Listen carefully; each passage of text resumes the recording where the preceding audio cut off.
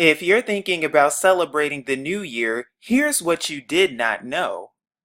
Have you ever wondered where the word December comes from? How about the word January? Have you ever wondered why the supposed new year is placed right in between these 2 months and what it really represents? Here is the whole truth and nothing but the truth.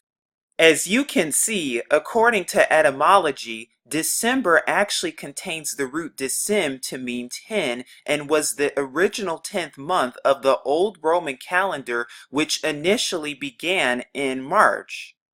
And we know this is true because September was originally the 7th month, October with the oct was originally the 8th month, November was originally the 9th month, and December was originally the 10th month, with the new year to begin in March around the time of the spring. Which makes sense because spring represents rebirth and renewal for the plants and the animals, as well as the leaves and the trees and the flowers. Spring is also a time of renewal and a time of regrowth. And according to both Roman and Hebrew traditions, the beginning of spring is actually the beginning of the real new year, which was also true and the case for ancient biblical times because the first month of Aviv began the spring according to Exodus chapter 12. So if spring is actually the new year, where do we get January 1st then, and why has it been placed on that day?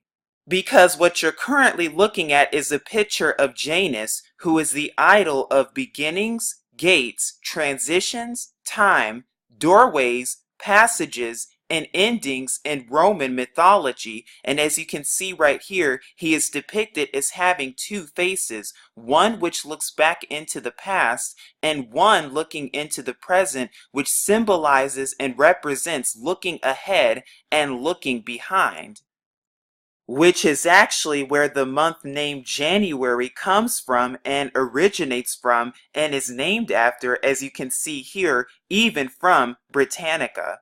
The same is the case for etymology when it comes to the word January. It means the month of Janus, who is the Roman idol of passages and time and beginning and doorways and ending, and is the worship you're partaking in when you celebrate the new year on January 1st if you observe this paganistic tradition, especially when it comes to looking back at the previous year and looking forward to the new year.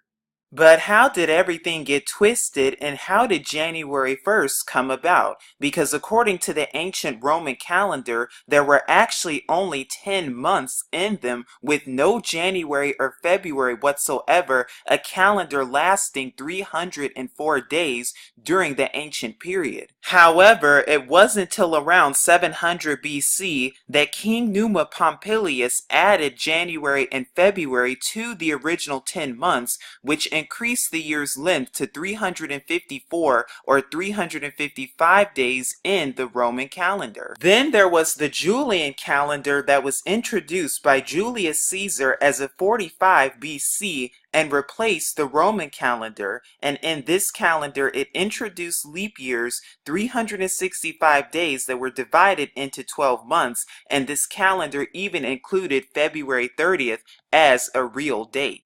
And then there was also the Gregorian calendar, which was first adopted in 1582, and for this calendar, 10 days were dropped in October of 1582, and it's named after Pope Gregory the 13th, which is where we get today's calendar, consisting of 365 days and 366 for a leap year. And of course, today's calendar, which is used by much of the world, stems from the Vatican and Rome, part of the beast system, which would think to change times and laws to hide the real new year, which begins in the spring. Now that you know when the real new year begins and what January 1st is all about, now the truth can make you free. And as always, remember to seek Yahuwah and his true son Yahusha for even more truth. But this is Truth Unveiled here, saying shalom.